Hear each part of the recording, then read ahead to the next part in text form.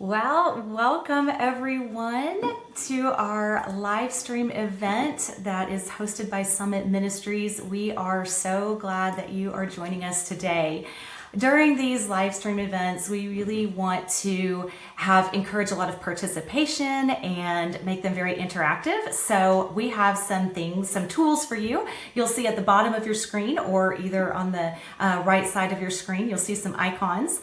The first one is a chat icon. So go ahead and take a minute and put your name and where you're from in the chat box, and we will go ahead and have some interaction there. The other icon next to it is for Pulse, and that is just a way for you to give this speaker some feedback about what she is saying tonight. And then after that one, we have some polls. And throughout the speaker's presentation tonight, there will be some polls, and you'll be able to answer them in real time, and we'll be able to interact in that way. So that is another tool for you. Another feature that we have tonight is a Q&A section, and that's really important because this is for you guys. We want to get some presentation from the speaker, but also to hear your questions so that she'll be able to answer them in real time and be able to just talk all about social media. So anything that you have, you can go ahead and share that as well. And finally, we have a resources tab. Tonight we have a lot of resources for you from Summit Ministries and from our speaker as well, so be sure to check out that tab too. I'd like to go ahead and just welcome. There's some people showing up in the chat. We've got Troy from Wichita, Kansas. Welcome. We are glad that you're here. Greg is also joining from Kansas. And Shelly from California. So go ahead, keep putting in where you're from. I know we've got people watching from all over the country today, so we would love to have your feedback in there. Today, we are so excited to have our special guest. Her name is Arlene Pellicane, and she is joining us on the live stream. She is the host of Happy Home Podcast and the author of several books, including Parents Rising, 8 Strategies for Raising Kids Who Love God, Respect Authority, and Value What's Right. She's also written Screen Kids, 5 Relational Skills Every Child Needs in a Tech-Driven World, and that's co-authored with Dr. Gary Chapman. She earned her Bachelor of Arts from Biola University, and her Master's is in Journalism from Regent University. She's the spokesperson for National Marriage Week and has been happily married to her husband, James, for more than 25 years.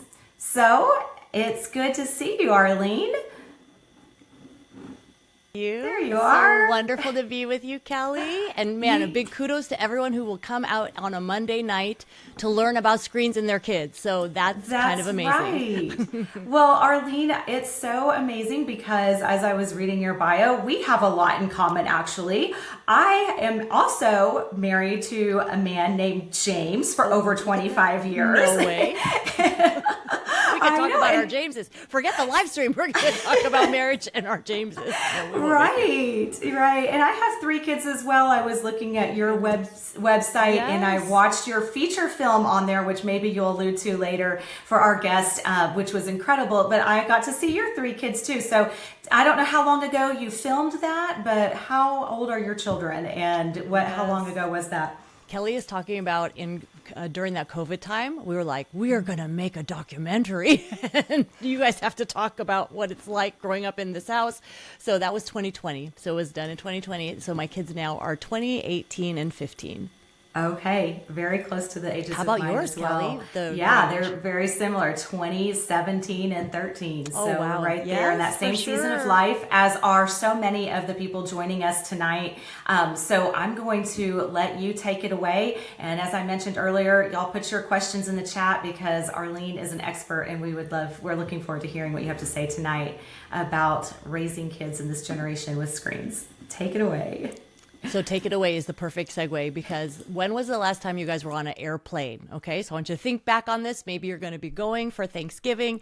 And can you imagine if you were sitting in the waiting area and you heard, today's flight may result in some unintended side effects. You may experience loneliness, anxiety, suicidal ideations, obesity, eyesight problems. You'd be like, I really don't think that I should get on that airplane because that's a very frightening announcement.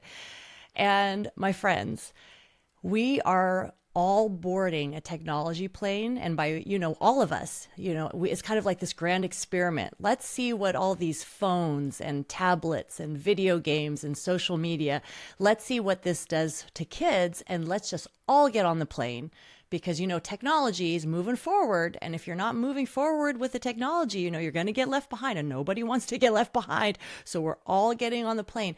But sincerely, if someone announced that there might be these kinds of things that happen to your child: increased anxiety, depression, eating disorders, suicidal ideations, all these types of things, pornography, would we get on that plane? And I really doubt that we would. And what I'd like to do tonight in our time together is think of, okay, right here, right now, what are things I need to learn about technology to help my kids? And regardless of if I've got a 2-year-old and I'm learning about this so that I can make good decisions in the future, or maybe you're listening and you have an 18-year-old and you're like, oh no, we have been on the plane for the last 5 years, right? Wherever you're at, our prayer is that God will give you that next step that will help you help your child to be healthy spiritually, emotionally, relationally, because people are getting on this plane. So let me ask you, I'm going to give you some dire statistics in just a moment that are going to make you like, oh man, why did I come to this live stream? But let's put up this poll, because I want you guys to think about this. Between 2004 and 2014, did depression rise in teens by 17%, 27%, or 37%. So you see that poll, just click the poll button in Pulse and you'll see between 2014 and 2004, and 2014, what do you think? 17%, 27%, or 37%? Okay? All right. You guys are making your votes. I'm taking a look. It looks like the majority of you have said 37%. Oh, look at this. And more of you are even saying it's moving, moving, moving. Okay. Have you all voted? The answer, that's correct. Ding, ding, ding, ding, ding. You guys, I wish you were wrong, right? I wish it was just 17%.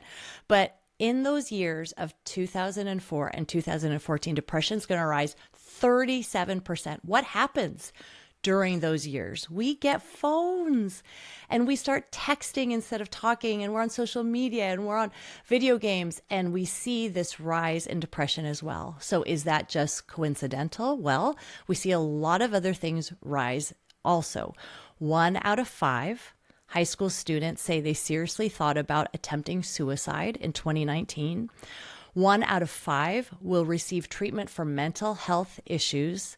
1 out of 5 of our kids is going to be sexually solicited online, usually through social media. 1 in 5 is going to struggle with obesity. Emergency room visits for self-harm, they increase by 188% for girls and 48% for boys. Mental illness in college students is going to increase by 134% since 2010. And ADHD is also going to increase by 72%. So you think, my goodness, statistically, and as I'm saying these numbers to you, you're probably thinking, yes, Arlene, we know this. We have read this in the news. We know that there's a mental health crisis. You are not telling us anything new. I just want to reiterate, we are not just making this up. Like, these screens, they might be bad for our kids. We are seeing now so much research and so many studies showing that kids are boarding a plane, and 1 out of 5 of them, let's say, is going to really be hurt by it. And you think, wow, if I had a label on a food product that said 1 out of 5 of you would get sick, even 1 out of 10. So for instance, video games, right? A ton of you are listening to this live stream because you are wondering, how do I get my child to game less or like not be so angry about it, right? Now, will every child who plays video games, will they be addicted to games? No. But statistically, 10% or so are going to get addicted to games, so addicted that they're going to miss college, they're going to skip school, they're going to stay up late at night, their health is going to take a hit because they're gaming way too much. They're bleary-eyed, they're not eating right, the whole thing. They don't go to the job interview. You get it. 1 out of 10 will experience that. Now, if you're banking on that your kid is the one, it's the 9 that are going to be fine, but that's a big risk. So just realize, in the same way, a food label that said 1 out of 10 of you will get cancer from eating this food. Okay, we would not take that kind of chance. So when we talk about boarding the screen time plane, we need to realize, even if we're being really conservative with our numbers, it is a high risk plane. And we will get to okay, how do we get off it more? How do we not get on it at all? But I want to point out, because, Summit ministers to college students, young adults, and I think it's so amazing. 2 out of my 3 are in college, and they've both gone through Summit and absolutely loved it. So I really believe in what Summit is able to do, because think of it, when you are in college, like being a young adult, that should be when it's easiest to make friends. So I am a mom in my 50s who has 3 kids. Can you imagine if I met 1,000 moms on a campus, in a gymnasium, 1,000 moms in their 50s with 3 kids? I mean, I would just go crazy. I think I would make a friend. And when our teens go to college, they're going to college with people their exact same age, in the exact same stage of life, of leaving home and wanting to figure out, what am I supposed to do with my life? Maybe they're a music major and they're surrounded by all music majors. But do you know statistically that 2 out of 3 of them, in a survey of 33,000 college students, 2 out of 3 of them said they were struggling with loneliness. So clearly, our kids are not healthy going into college or being into college. And what I want, because you are listening and because you are hungry to learn, I want your kid to be the exception. I want your kid to be the one we were boarding that plane so much, but we realized that was not the right path. Or our kids are young and we decided, man, we're going to take the bus. We're not getting in it at all. So I know we've kind of started with the ill effects, but don't worry, stay with me. There's a very interesting book called Digital Liturgy by Samuel James. And in it, he says this: in about 20 years, the internet has gone from a hobby of the few to the routine of the majority. It really is shocking. In 20 years, and I'm sure if we fast forward 20 years from today, the world will again look much different because of AI and technology going so rapidly, okay? So in 20 years ago, the internet was just this little hobby that a few people did, but now it is the main activity for the majority of us. So here's what I want to ask you. What is this doing to your child's brain? So I want you to think of your child right now, no matter how old they are. Now, if your child has a broken arm, right? Pretend their arm is broken. You can see that. You see the sling, oh, it's broken. You know what they can and cannot do, and you wait for that thing to heal up. We get it. We see it. We cater to it. We take care of them. But think of the brain. We cannot see the brain. We can't see, is the brain not developing properly? So I just want you to think of, okay, when we talk about technology, and even with our teenagers and with our kids, instead of it being oh, mom and dad, they're so conservative and they're always telling me, no, say hey, let's think about your brain. How is this impacting the brain? And share this with them. So there's this little thing called I don't know how little it is, to be honest with you. So it's the prefrontal cortex, right? Right here in your brain, front of the brain. It is the executive decision-making center. It is the part of your brain that says, you've been playing games for 5 hours. You should really go to sleep. That part of the brain. Okay. It does not fully develop until age 25. And now they even say, because kids are so immature, age 30. Okay. How does this prefrontal part grow? Through blood flow, through exercising self-control, through decision making, right? Through delaying gratification. All those things are like pumping muscles. Yeah, go prefrontal cortex. But guess what happens when your kid is playing a video game? Their body thinks, oh my goodness, this kid is in so much trouble. Like run, run, run, run, go, go, go, go. So the body thinks you are in trouble. And so the stress cortisol, that cortisol hormone rises and the blood flows away from the prefrontal cortex into the core of the body to keep that kid alive. Fight or flight. Let's go, let's go, let's go.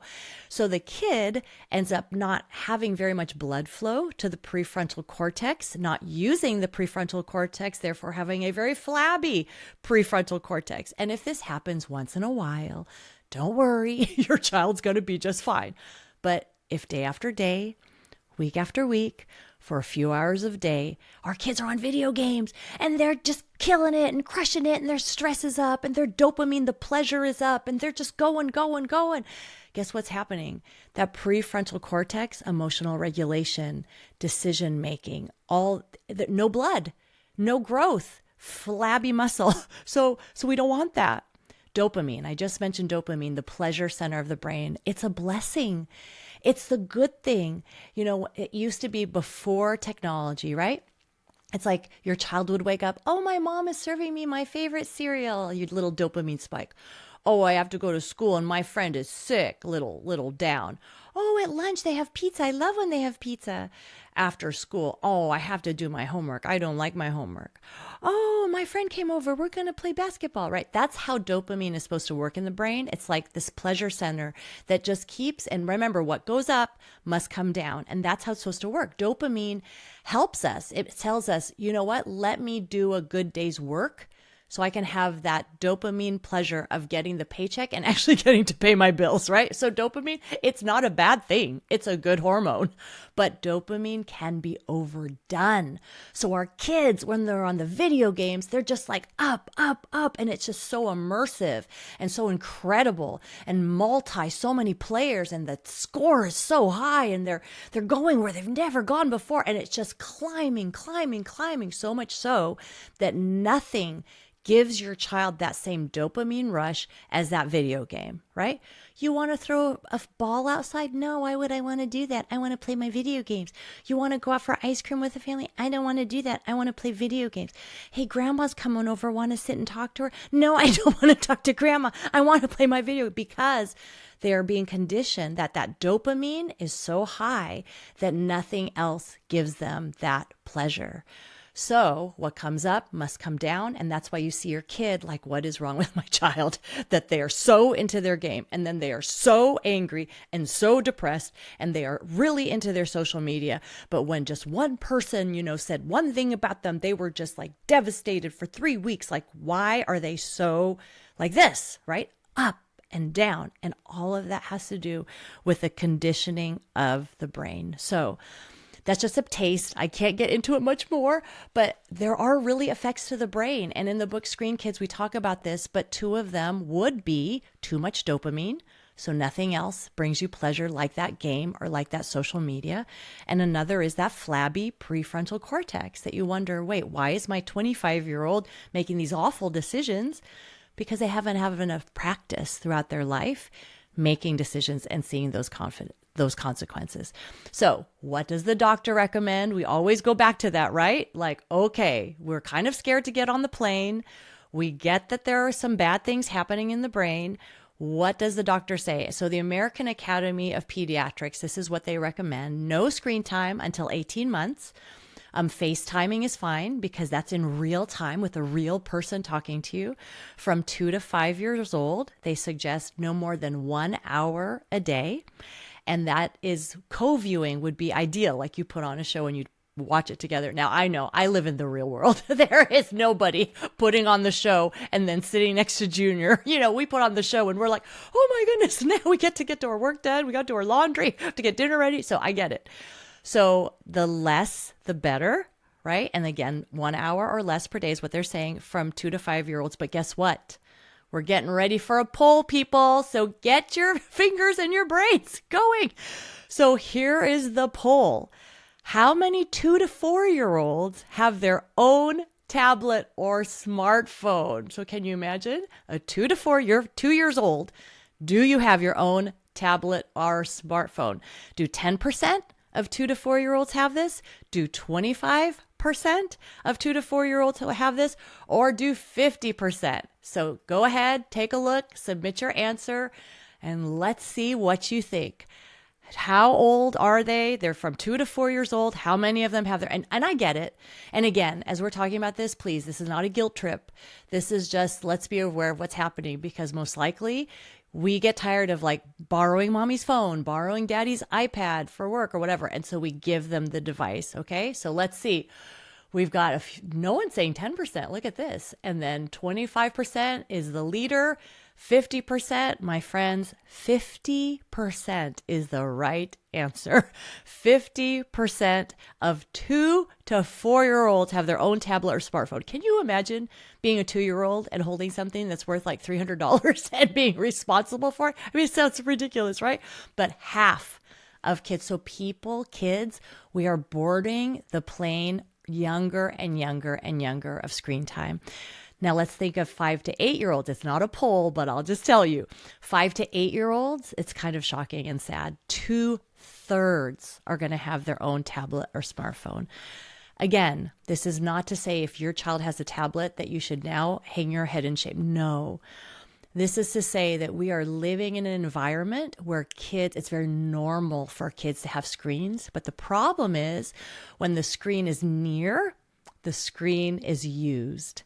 And that time is eating away childhood to do fun things that they should be doing. Children age 8 to 10 are spending 6 hours a day on a screen. 11 to 14 are spending 9 hours a day on a screen. And 15 to 17, they're spending 7.5 hours on a screen. So you can imagine if you are spending 7 of your hours like this, right? My phone's upside down. That's funny. Like this, what are you missing?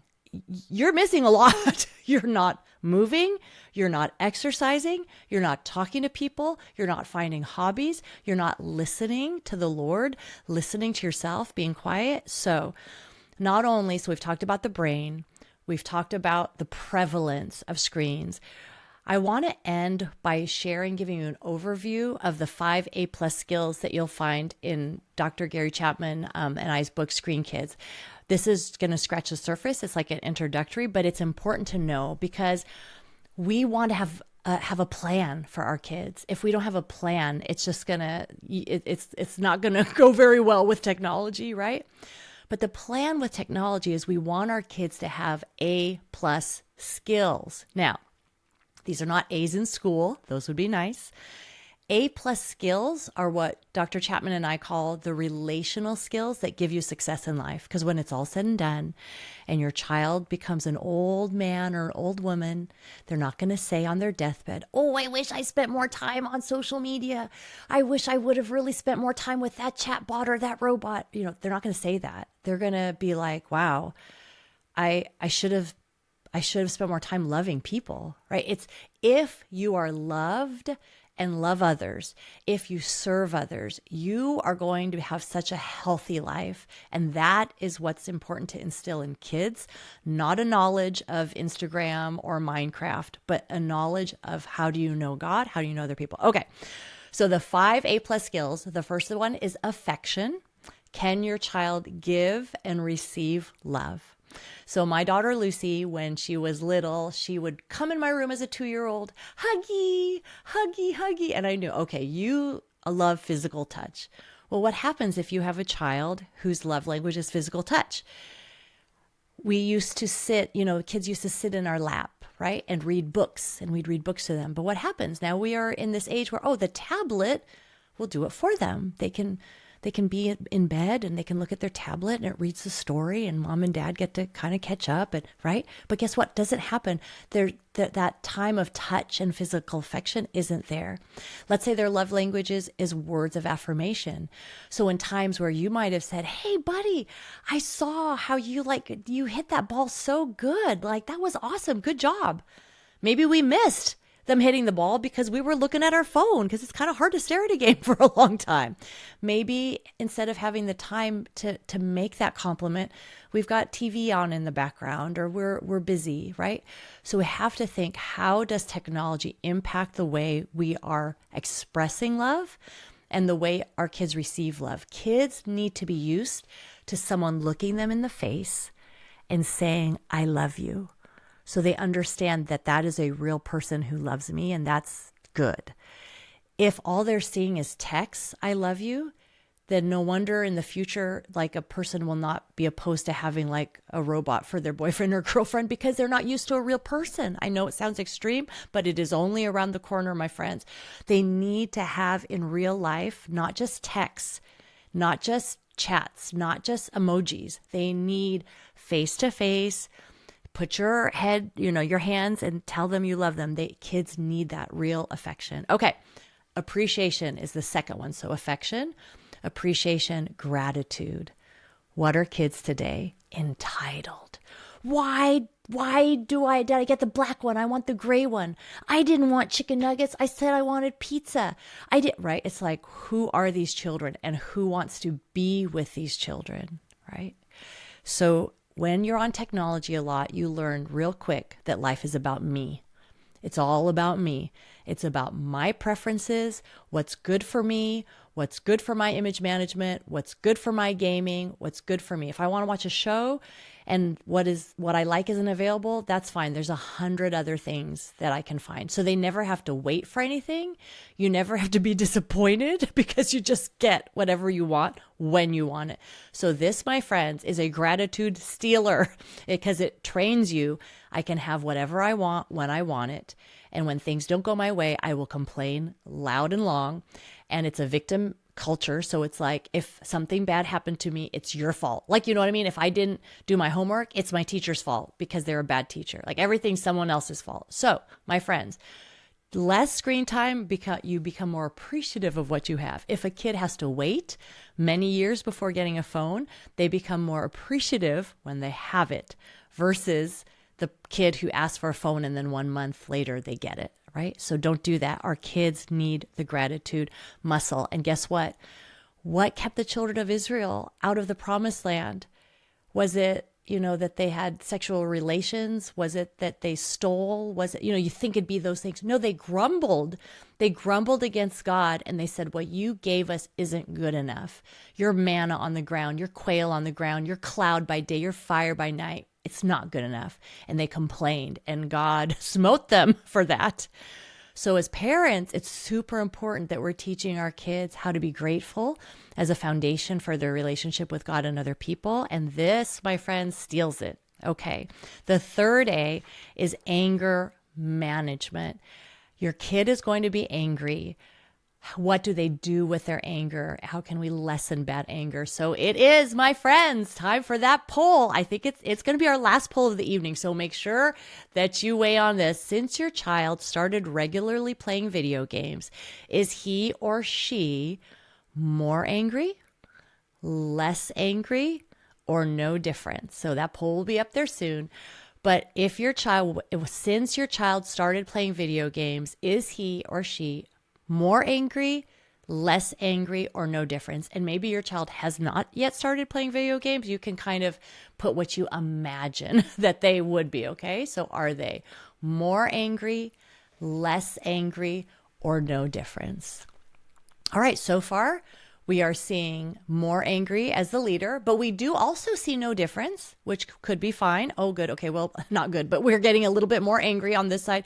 As you can see, we have no less angry. So we have no one saying we finally, the kid was so angry because we wouldn't give him the video game, right? So you think, I will give you this video game so you will become less angry. And then you give him the video game, and none of you are saying that video game made them less angry.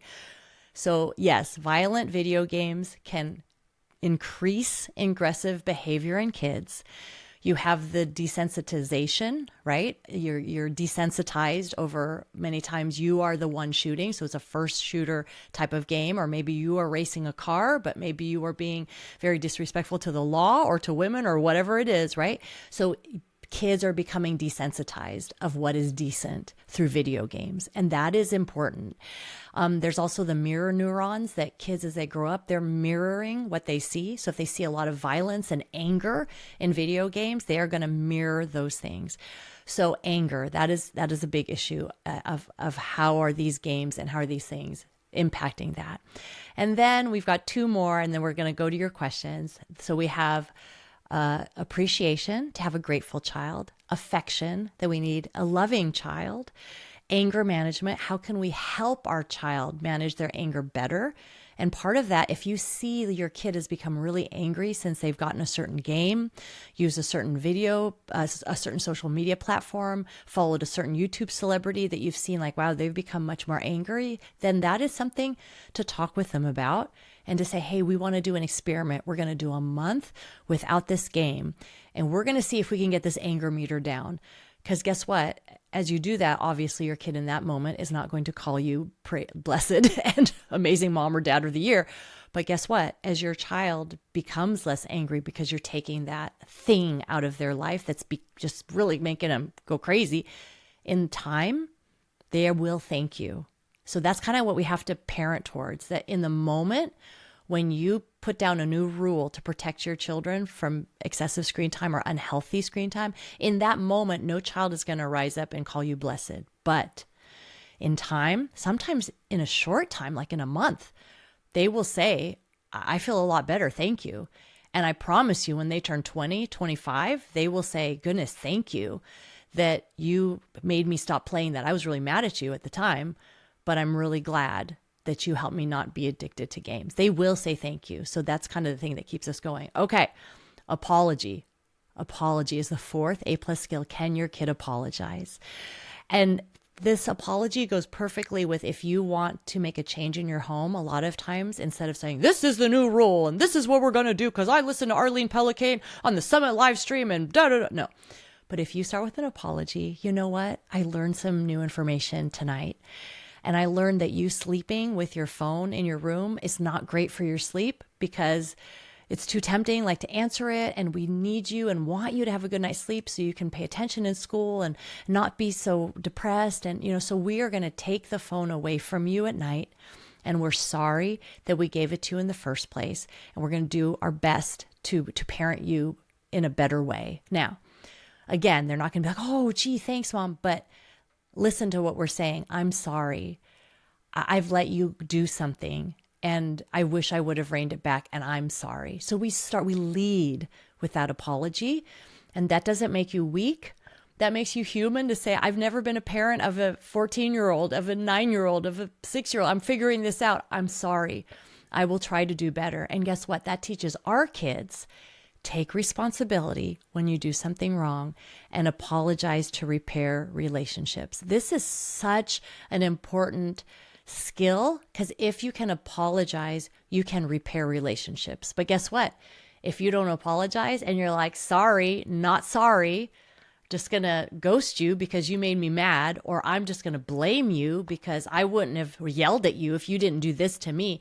Guess what? If your child grows up in this internet culture of I'll just cancel you, it must be your fault, sorry, not sorry, guess what? They get to grow up and not mend their relationships and not mend a fight they have with their sibling and not mend a fight they have with their... This is not good. Kids need to learn how to say I'm sorry and take responsibility. So apology. And the last A+ skill is something you have been doing very well, and it is the A+ skill of attention. Can your child take their wandering attention and bring it to whatever is at hand? And in the amazing book, it's really old, actually. Like, by really old, I mean like 10, 15 years. I don't mean that old, but anyways. But it's called The Shallows by Nicholas Carr. And it's crazy what he understood, that basically when you go on the internet, it rewards shallow and quick thinking, right? Quick evaluation. You read the headline, now you know everything about it, and you move on to the next thing. And you click on the shoes, then you click on Amazon, then you click on your sports. That's what it rewards and encourages, versus a physical book that encourages deep thinking. So he says, just as it's possible to think deeply while surfing the net It's possible to think deeply while surfing the net, just as it's possible to think shallowly while reading a book. But that's not the type of thinking the technology encourages or rewards.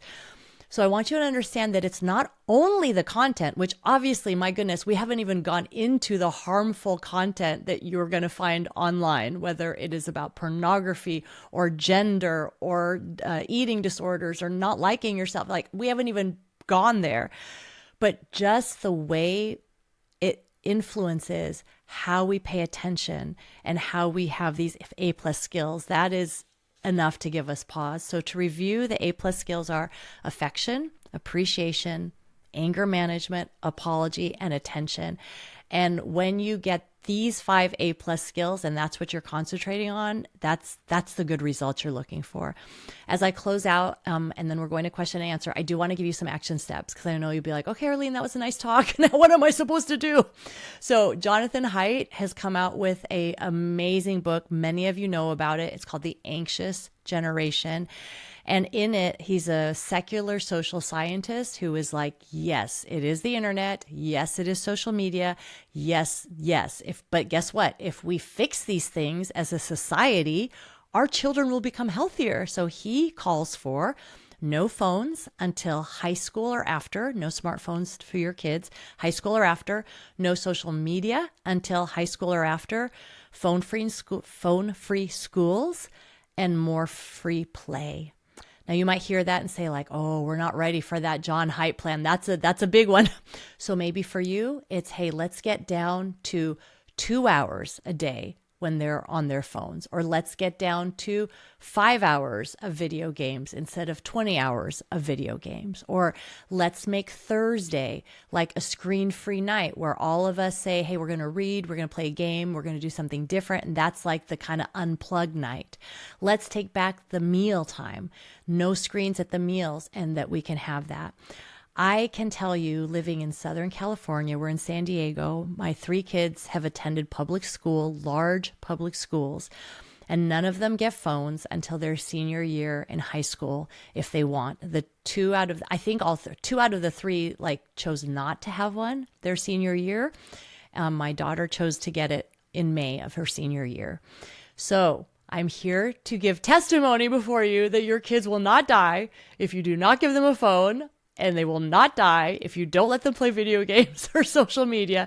And Kelly referred to that little documentary that we made, and that link is in the resources, where you can go on my website, watch the documentary for free, show it to your kids, show them that there are kids who are alive in America who did not have these things. Or maybe you can just tell them, you know what, buddy, you're blessed because this lady is a lot stricter. So I am not the meanest mom ever, apparently. So thank you so much for your attention. And I'm going to invite Kelly back and we'll get to some of your questions. Okay, Arlene, that was just amazing. I think well, first of all, I love the way so much about that talk. I just have to rewatch it because it was so good. But I love the way that you took those 5 A+ skills and how they correlated with Dr. Chapman's love languages. So yes. I know that was definitely not an accident. I think we, as this generation of parents, we're the first ones who have had to figure this out. And now I haven't read The Anxious Generation, but I've heard so much about it and how all this research is coming out, and everything that we kind of intuitively knew is now being shown in the research. And although those statistics that you showed us and shared with us were quite devastating, there is hope. And I love that. Even our school this year went to a screen-free school, and we're a Christian school. And this was the first year that they've done that. They used to have it, they could keep them in their backpacks, but no longer, because kids were getting them out during restroom breaks and this and that. So it's just really nice that people are getting on board with this. And so I also wanted to share, before we go to the question and answers, Kathy Cook, she is one of the summit speakers at We the love student conferences. I love Kathy Cook so much. Yeah. She's amazing. And she gave on your book review, I love the hope that she gave. She said, it's not too late. You can rescue your kids from their technology and help them learn why and how to be social. And that was what you did. You gave us some very practical tips here at the end that you don't have to change everything at once, but you can change something and make a small change. And those small changes add up to big changes. So we had a lot of great questions that came in. And I'm just going to start, speaking of education and what happened in my kids' school. Clara asks, she says, I work in a public school and much of education is utilizing technology now. As a parent, how do you speak into or influence areas like this that feel so out of your control? Yeah. Start with prayer. Start with asking God, like, God, give me an open door. Like, show me who I'm supposed to talk to. Help me to meet another mom or dad that is of the same concern. So I would start there and then get to know the parents of the other kids as best you can. And hopefully there will be another set of parents or somebody that you're like, oh, you don't like this either. Like, you think they're using the tablet too much or whatever the case may be. So I think just knowing you're not the only one and having another parent to talk to and brainstorm with, I think that's very helpful. Go to the Anxious Generation. They have a website and they have, like, as you poke around there, they have like scripts, like things you can say, like, here's something you could say to your principal. Here's something you could say. I think that's all there. So look at that, because I think respectful letters, talking conversations to your teacher, to your child's teacher, to the principal, to people on the board, I think these are all good things. And the more parents do this, the more they will see. And you can't, it's kind of like to ask questions of, hey, teacher, since you implemented these screens, have you seen the learning really improve in the classroom? And honestly, like, just ask them with an open mind. And I'm pretty sure they'll be hard pressed to give you like a super good answer of, oh, yes, we have seen our test scores rise 50% since we use these iPads. I mean, most likely they are going to have to hem and haw and be like, well, it's hard to tell, but that kind of hopefully will prick some holes into this, like, that it has to be this way. So I think use the channels that you can to influence and do it respectfully. And I always like to, bring your teacher something to eat and be friends first and then ask these kinds of questions. And I think it can be really effective. I think that's a great answer. And I even resonate with what you said about finding an ally, even for your kids. Like you said that your kids don't have phones until high school. My daughter right now, she has a phone called a Gab phone. I don't know if you've heard of that. Yeah. Actually hers is Pinwheel. Sorry, I'm getting them confused. Both, they're very similar. But they do not allow social media on there. But she still is like, well, all my friends have a real phone. But then we have a couple friends that have that same Pinwheel or Gab. And it's like, okay, we're in this together. Yes. Our kids are not the only ones in the class that don't have a real phone yet. So it just helps to have an ally, to have somebody on your team. So good answer. We have another question. This one is about family, because that can get complicated sometimes. So an anonymous person asks, how do you recommend interacting with relatives who want to connect with your kids through screens such as Zoom or video games, movies, etc., when you want to avoid too much screen time? Yeah, excellent question. And it is, I love to approach it like you're the bad guy, not them, so that it doesn't feel to them like, oh, you're so righteous and judging me because I do these things. So instead it's like, okay, you would say, okay, I know I'm such a dinosaur and the whole world is playing this video game. I get it. I'm the odd man out, but I really don't want Johnny to play the video game. Is there something else that the cousins could do to stay in touch? Like, is there something different they could do? Or if you find, and honestly, you can draw that line. You can to say, like, that's just something we're not going to do. Or you might choose to do it less. You might choose to be like, okay, let's try it, to see if Johnny does play this video game with the cousins, what happens. And let's say it's very casual and it stays casual for a long time. Like Johnny never asks, like, can I play it more? And then you might think like, okay, this is, maybe it's the pros are outweighing the cons on this for this connection with these cousins. Like maybe something special they do on the holidays or something. But if you see like it's regular, like now, oh, because it's with the cousins and now they're gaming every week because it's cousin time, then I think you'd be like, yeah, no, this is video game time. You're just pretending this is cousin time, but this is just so you can play the video game. So you can kind of feel that out. So I guess what I'm saying there is it would be infrequent. But if you see it becoming more of a habit or becoming more of a hold on your kid, it's not worth it.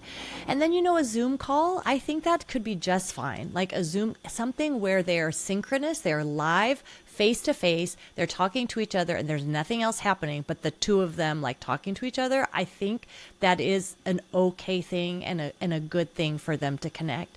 But I guess the thing is you're trying to do things so they get to know each other, but just don't I guess what I'm trying to say, be too naive in the sense of like, oh, look, they just watched 8 hours of TV so they could be together. When in reality, like you really didn't get to know each other. You guys just binged the whole season together to say that you were together. So have that little bit of wisdom, but do look for ways to connect with your family members.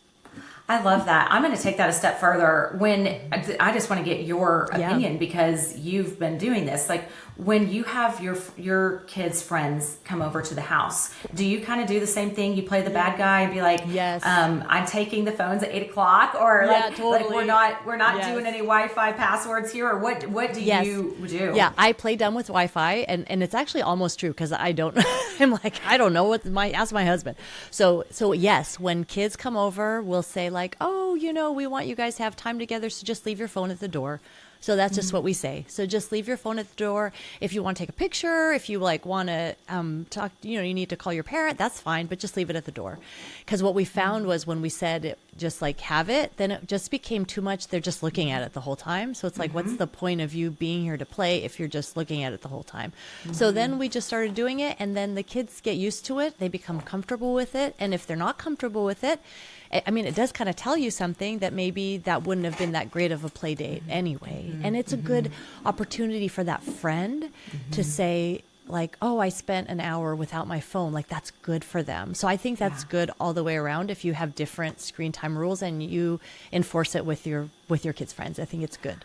I love that. And what they might even really come to appreciate they that. Might like it. Because that's right. like I know, if my kids go to camp for the weekend or something and they don't allow phones, they're like, oh, it was so wonderful. Nice. Nobody was on their phone. We actually got to have all kinds of fun. And like you talk about on some of your podcasts, like being a kid and playing gaga ball or volleyball or whatever, so yeah, that's great. Well, I love the next question too, because this is a mom who is starting early, and I just, as I said, we kind of were learning this thing. These moms now with babies and toddlers, they are kind of learning like, oh, that didn't work so well, so I want to do it differently. Yes. And she says, as a mom of a newborn, what are a few steps we can take even now to instill a healthy relationship with technology for my child? I want to hug you. I know, right?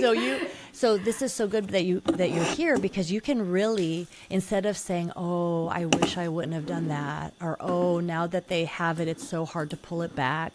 You can really chart the course and chart it really well, and just ask questions of the friends around you, and you'll see like, oh, I don't want these consequences. I don't want to be the mom that the other mom tells her, oh, get this phone for your 6th grader, but you're going to need this counselor's number too, because you're going to need it once you give them. So you realizing, I want to avoid those things. So just be really confident that even if you're the only one that you see that's doing it, that it's the right path. So like if you see like, oh my goodness, everybody else is using the tablet to like teach their toddlers, like, am I missing something? No, you're not missing a thing.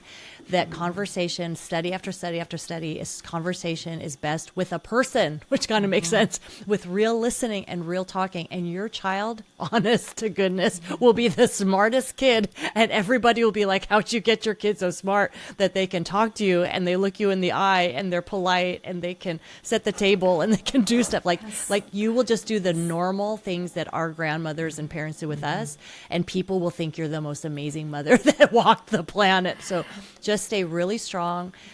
Delay anytime you're, just think developmentally 0 to 5. If you can really guard those years with very little screen time, your child's going to really blossom and grow.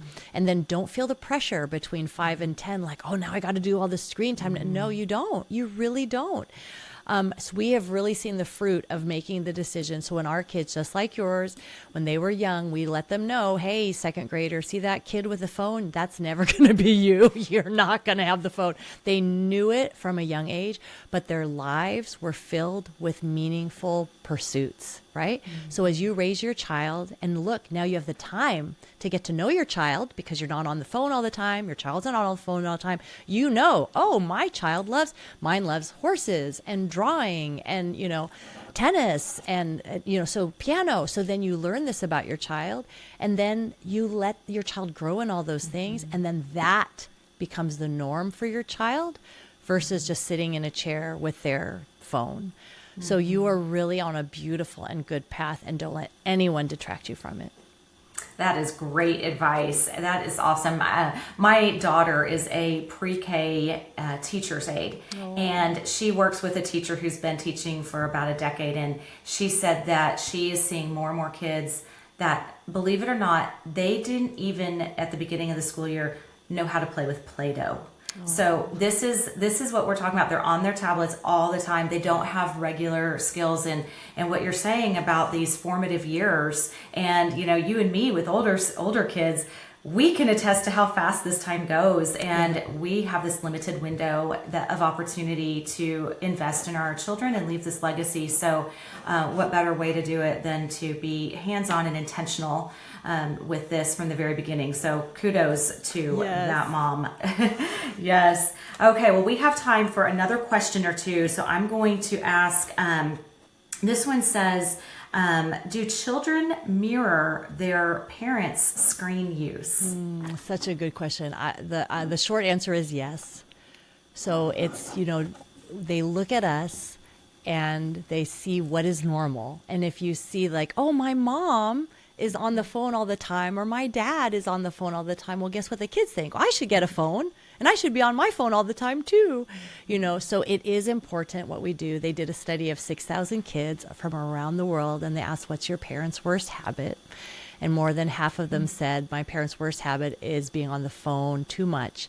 And 87% of people in Brazil said that. So it's an international problem for sure. But if your child looks at you and you're on your phone, and that happens once in a while, that is not a big deal. But if many times throughout the day they look and you're like, yes, child of mine. Yeah. Okay. Yeah. We'll go to your volleyball game. Okay. That's great. But they see you like this, looking at your phone, they know like, okay, they are not really paying attention to me. And someday that's how I'm going to treat others. Like that's because they're learning. Babies, they did the study at the University of Washington. Within 41 minutes, the baby was imitating the mother. Mom sticks out her tongue. The baby does the same. So they really are watching us. They're watching our Netflix habits. They're watching how we use our free time. They're watching how we treat our spouses. If we're looking at the phone way more, they're watching all these things. So it is a convicting question. Like if our kids grow up to use screens just like we do, would we be happy? And if the answer is yes, then carry on.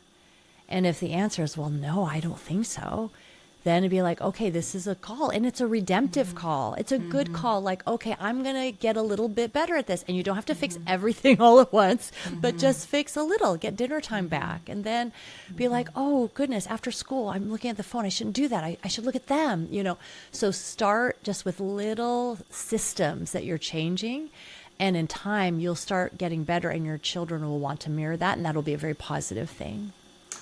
Yeah, that's so good. I saw something recently too that was showing that even when the phone is present, if it's just on the table, but you're not even looking at it, there's this distraction, and you're, like you said, you're not showing 100% investment and making that eye contact with your child. I mean, I'm guilty, we all are, but that's just something to be aware of, and it is convicting, and we do want to, like you were talking about earlier in your presentation, that I love you face to face, eye to eye, and that communication. So that's beautiful. Well, our last question tonight is, if you have some resources for parents besides your amazing book, are there any other resources, not just for parents, but also for preteens and teens? Do you have anything else that you can recommend? Yeah, so definitely my podcast, the Happy Home Podcast. As you think about teens and preteens, if you have kids who are struggling with anxiety, different things, I always love to talk about Sissy Goff and David Thomas over there at Raising Boys and Girls. They just are amazing counselors out of Tennessee, out of Nashville. So Raising Boys and Girls, David Thomas, Sissy Goff, they are awesome. I'm actually having a parenting conference in San Diego the first Saturday of September. So September 2025, if you want to come here, see David Thomas, Sissy Goff, and myself, come to San Diego. That's a little thing for that.